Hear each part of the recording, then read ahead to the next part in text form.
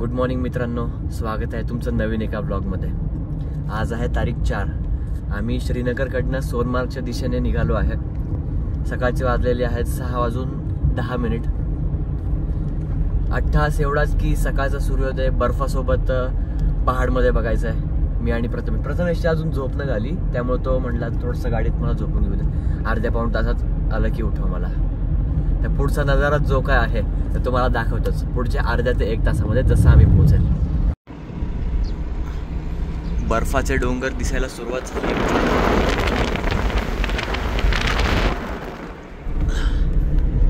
आणि आपणही तिकडे चाललो आहे त्याच दिशेने। बहुतेक यातले 1-2 डोंगर क्रॉस करून किंवा चढून संपूर्णपणे पलीकडे जायचंय।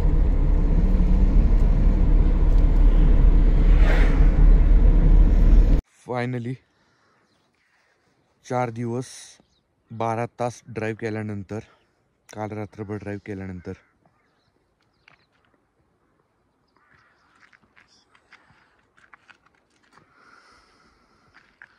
तर आत्ताचं टेम्परेचर आहे -4 डिग्री सेल्सिअस। वाजले सकाळचे 7:45 आणि माझ्या मागं जसं बघू शकता सगळीकडे बर्फच बर्फ आहे। काही असं म्हणजे हे नाही आहे, पण तरी पण मला अजून एवढी काही थंडी वगैरे वाजत नाही आहे। जे ठीक आहे, तोंडातून वगैरे धूर वगैरे निघतोय। बर्फ एकदा दगडासारखा झालाय बर्फ। आता इथं आल्यानंतर गरम पाण्याचा थोडा प्रॉब्लेम राहील, कारण की आता गाडीमध्ये जेवढ्या बाटल्या ठेवल्यात त्या सगळ्या आता थंड पडायला लागल्यात। त्यामुळं आता एक पहिल्यांदा प्रोटीन शेक पहिला पिणं गरजेचं आहे सकाळ सकाळी। दूध आहे।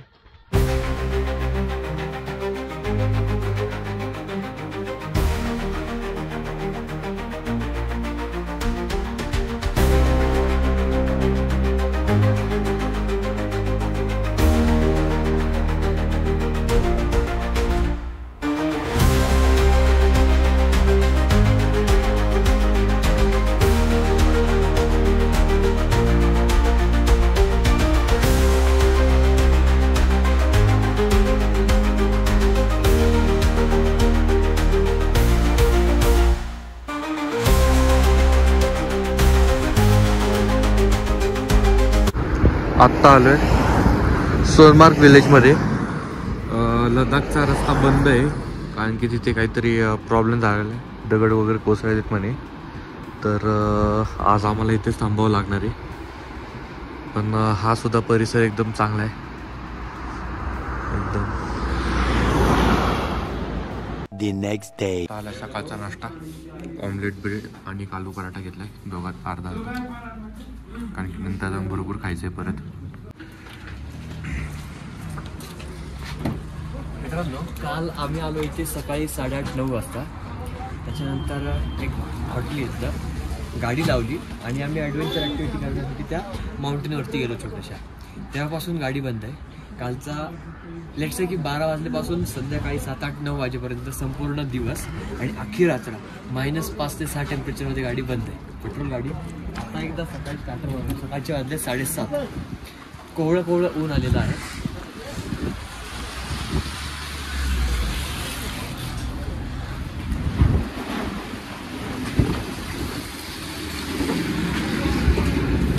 -7 डिग्री सेल्सिअस कालचं तापमान। इंडियन्सची सवय।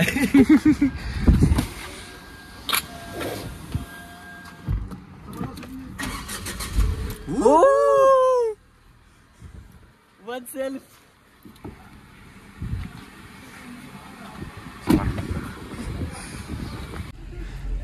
सकाळचे वाजलेत 8 आणि गर्दी बघा लेहला जायला।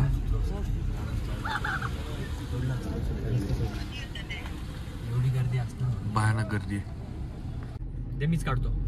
जवळजवळ 2 तास थांबलोय, 2.5 तास। 8 वाजता आम्ही लाईनीत थांबलोय, त्यानंतर आता आम्हाला रस्ता मोकळा करून दिलाय फायनली। आम्ही लेहच्या दिशेने आता वाटचाल केलेली आहे। संपूर्ण डोंगरावरती आहे बर्फाची चादर पसरलेली।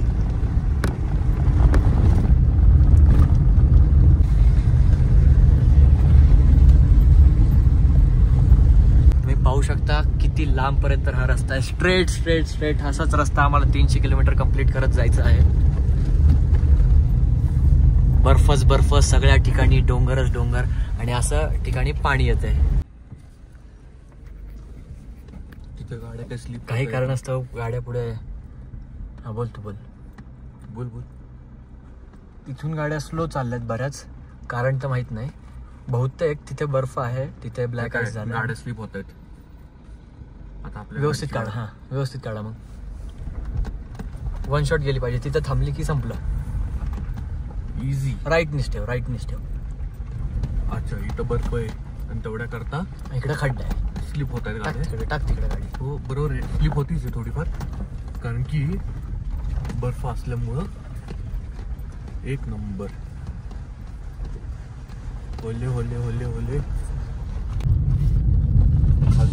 Amazing roads, amazing.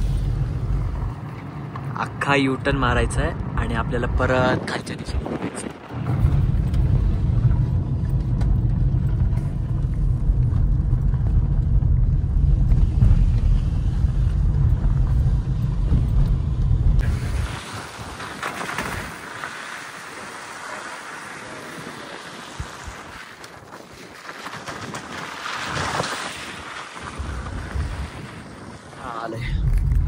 आता निघालो आम्ही कारगिलच्या दिशेने. अराउंड 90 किलोमीटर आहे इथून. सोनमार्गचा जो घाट आम्ही जस्ट आता क्रॉस केलेला आहे आणि मागची सिनरी एकदा बघू शकता.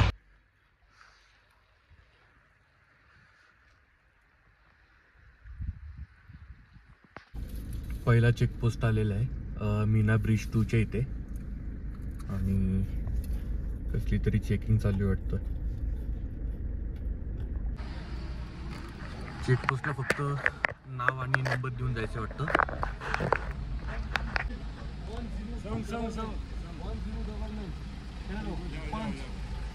यस 2 जने. मेरा रिकॉर्ड लीजिए. आदित्य जाधव, महाराष्ट्र पुणे. एक और.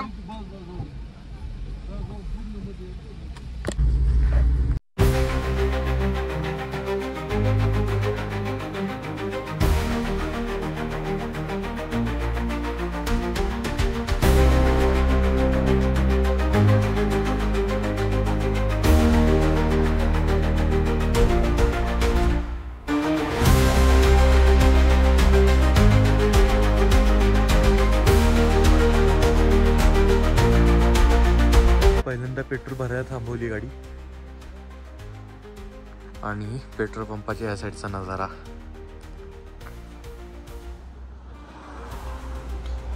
पूर्ण असं बर्फाचा पठार आहे.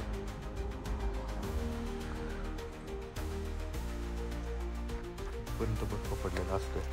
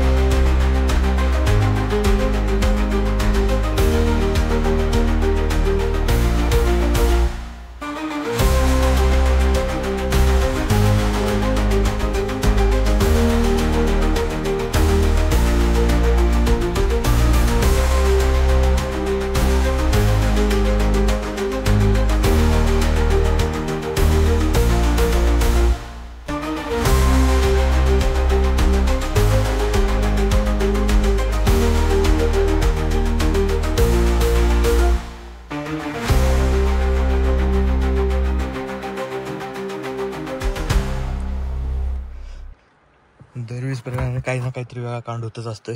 परत ड्रोन पाण्यात पडले. ऐक 45,000 रुपयाचं नुकसान. श्री श्री अप्पा शेठ कुऱ्हाडे ड्रोन उडवत असताना लँड होताना ते हातातून खाली पडले. काय करणार, यालाच तर आयुष्य म्हणतात. 45,000 रुपये गेले पाण्यात. पाणी पाणी सगळं पाणी काढतंय आता 45,000तून.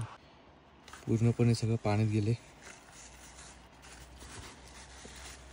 पाण्यात पडलेला ड्रोन काढून पुसत असताना बॅटरी काढ त्याची पहिले.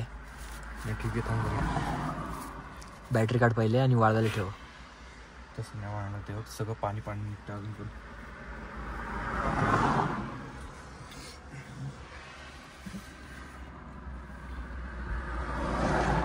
One last try. तरीही अजून लास्ट ट्रायच करायचंय.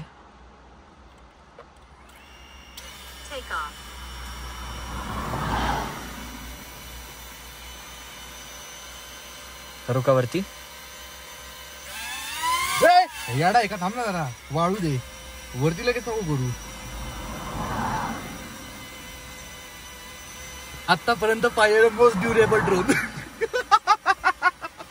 भाई पाण्यात अख्खं भिजलं होतं ड्रोन. हे अजून सुद्धा पाणी लागलेले. जरा राहू दे असं. 45,000 सांगत आहे तुमचा.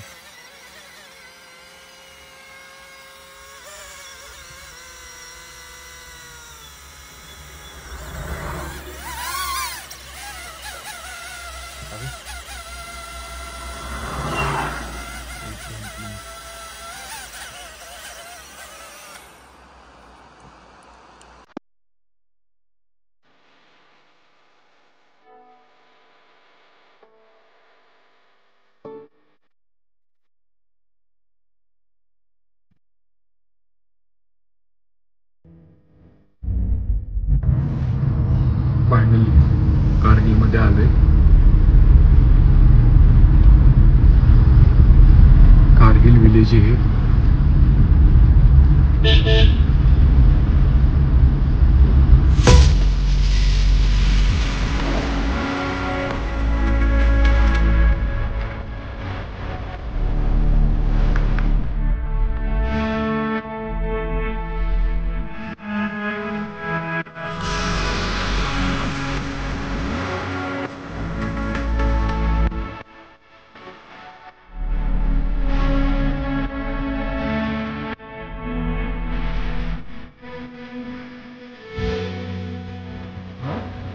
आता आम्ही चाललोय कारगिल वॉर मेमोरियल म्युझियममध्ये. इथे आत्ता सोल्जर्सने आम्हाला अडवलं होतं. एंट्री वगैरे करून घेतली. आता आज जाऊन बघू, जर का फोटोग्राफीसाठी अलाउड असेल तर बेस्टच होऊन जाईल. बाय द वे हा मिलिटरीचा एरिया येतो, तेवढ्याकरता इथं ड्रोन अलाउड नाही आहे. त्यामुळे आता इथले काही शॉट घेऊ शकणार नाही. पण ठीक आहे, आतातल्या काही गोष्टी आता एक्सप्लोअर करू. हे आहे हेरिटेज हट. आणि इथे बऱ्याचशा गोष्टी आहेत. एकदा बघूया तिथे जाऊन. तर आत्ता आलो आम्ही इथे कारगिल वॉर मेमोरियलमध्ये. इथे आहे हरका बिडियर राणा. हरका बहादूर यांचं आहे की यांनी 1947-48च्या वॉरमध्ये इथे आतल्या ह्या दोन डोंगरांच्या मध्ये आतल्या साईडला एक एनिमीचा पोस्ट होता. तिथून बॅक साईडने त्यांना एक सरेंडर करण्यासाठी भाग पाडलं आणि त्यानंतरच्या युद्धामध्ये त्यांना शहीद झाले. त्यामुळे आता त्यांच्या मेमोरियलमध्ये तिथे द्रासच्या पासून पुढे एक नदी येते, सिंधू असं काहीतरी नदीचं नाव आहे, सिंध वगैरे. तर त्या नदीच्या वरती त्यांच्या नावाने एक पूल बांधलेला आहे. आणि तसंच गावामध्ये त्यांच्या नावाने एक शाळाही उभारण्यात आलेली आहे.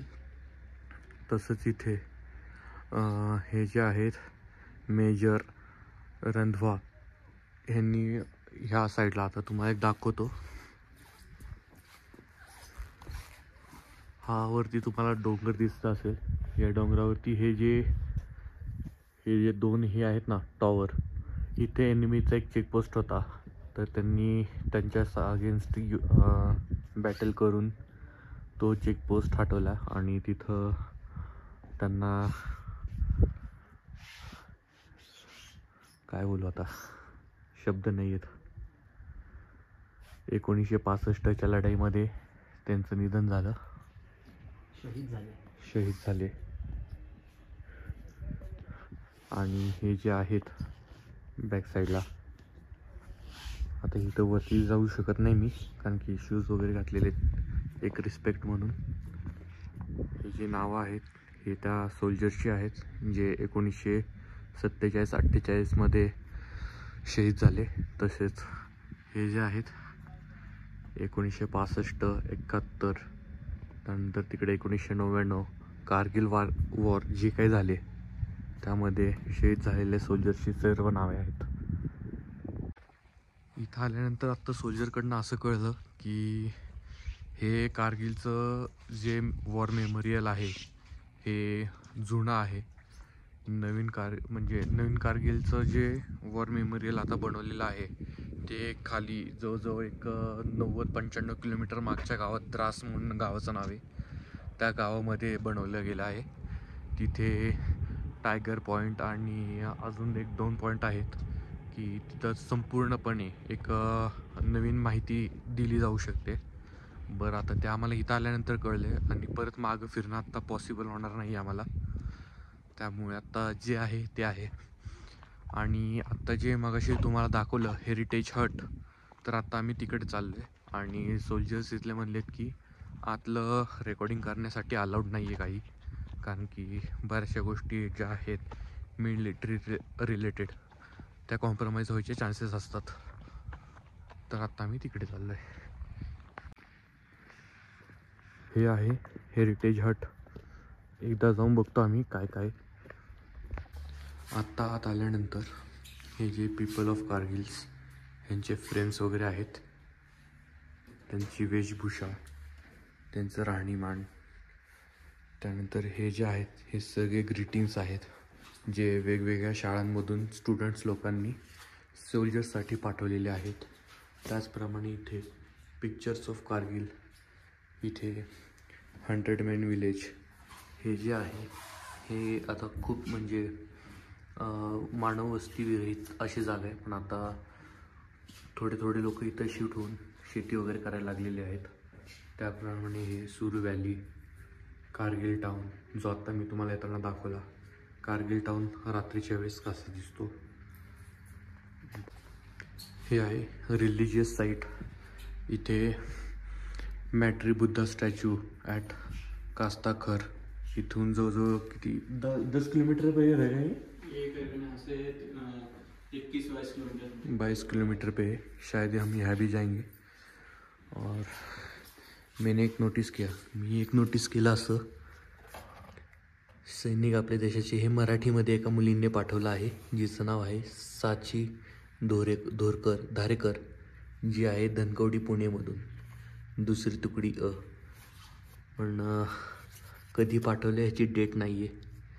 आमचं जीवन उज्ज्वल केल्याबद्दल धन्यवाद. अशा भरपूर साईट्स आहेत इथे. ही जी रूम आहे पूर्ण रिलिजियस, म्हणजे इथले जे लोक आहेत ट्राईब्स ऑफ कारगिल, या लोकांचे जे आपण म्हणतो ना की त्यांचे राहणीमान कसं असतं, तर त्या रिलेटेडची ही रूम आहे. तर हे त्यांची भांडी वगैरे ह्याची गोष्टी तशा. त्यानंतर हे मार्क्याल, सकपा, हे चमच्यांचे प्रकार किंवा पळ्यांचे प्रकार, हे हंटिंगसाठी वापरले जाणारे मोस्टली गोष्टी आहेत. हे धनुष्यबाण, हे त्यामधले काही इमेजेस आहेत. हे मुळात म्हणजे फोटोज नाही आहेत, हे पेंटिंग्स आहेत. ही ब्रोकपा जमात,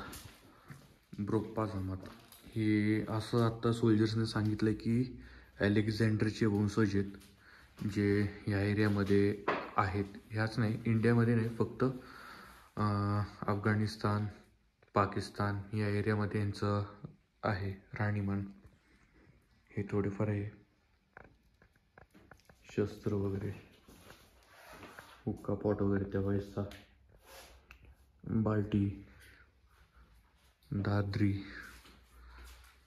पुरगी, शिना.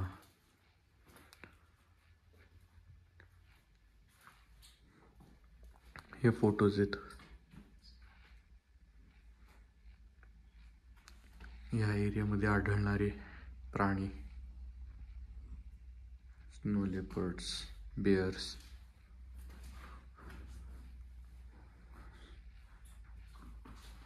Kargil, land of August.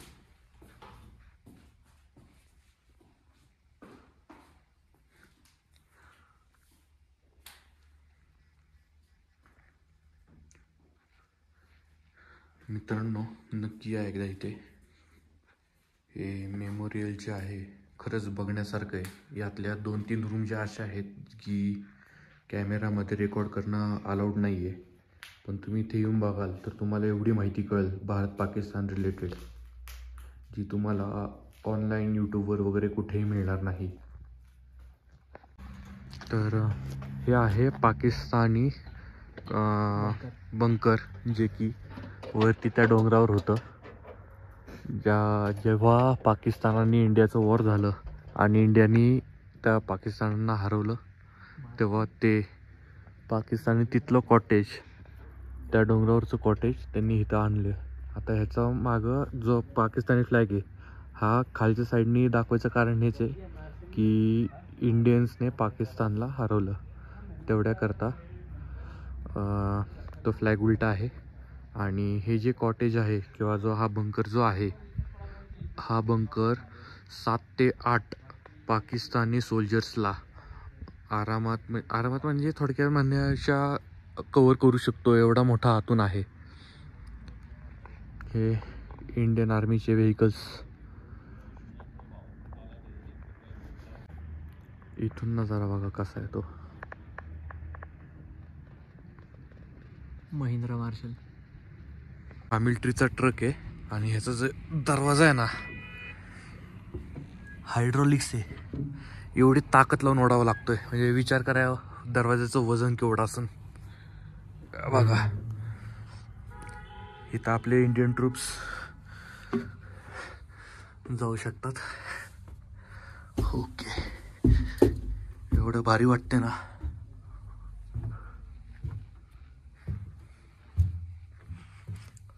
बापरे, मस्त ट्रक आहे एकदम. हो हो हो हो,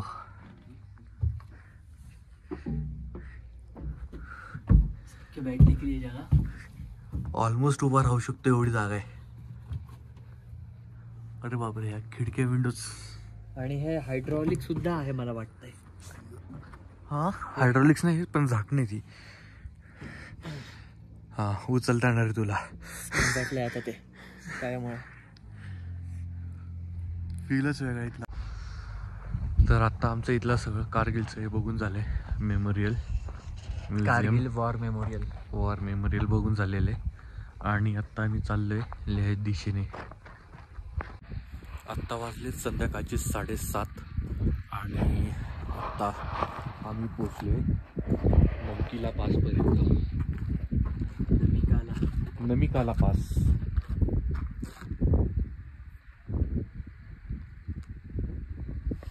जे की आम्ही राईड चालू केली जम्मू पासून श्रीनगर पासून सोममार्गला गेलो. सोममार्गपासून डायरेक्ट कारगिलला आलतो. द्रास करत, हे सगळं करत द्रासला आलो. द्रासपासून कारगिलला गेलो. कारगिलपासून कुठल्या खालच्या साईडने आलो ना आपण, या कारगिलपासून वरची साईडला आलतो ना, सुरू व्हॅलीपासून इकडनं या साईडनी नमकीला पास, नमिकाला पास. आता इथं पुढे लेहला जायचंय. आत्ताचं टेम्परेचर किती आहे? -7. आत्ताचं टेम्परेचर आहे -7 डिग्री सेल्सिअस. आणि मी काही स्वेटर वगैरे काही टाकलेलं नाहीये. नॉर्मल झालंय आता. कालचा जो वेदर होता तो आम्ही दोघांनी ॲक्युमेट केला. यूज टू झालो आहे. यूज टू झालं. एक पोलो घातलंय मी कातन नेक पर्यंत येतं आणि jeans sport shoes, that's it. Maybe वरती गेल्यावरती आणखीन एक्स्ट्रा कपडे लागू शकतात. So let's see. नेक्स्ट तुम्ही व्हिडिओजमध्ये बघू शकाल की आमच्या अंगावरती ॲडिशनल काही कपडे आहेत का.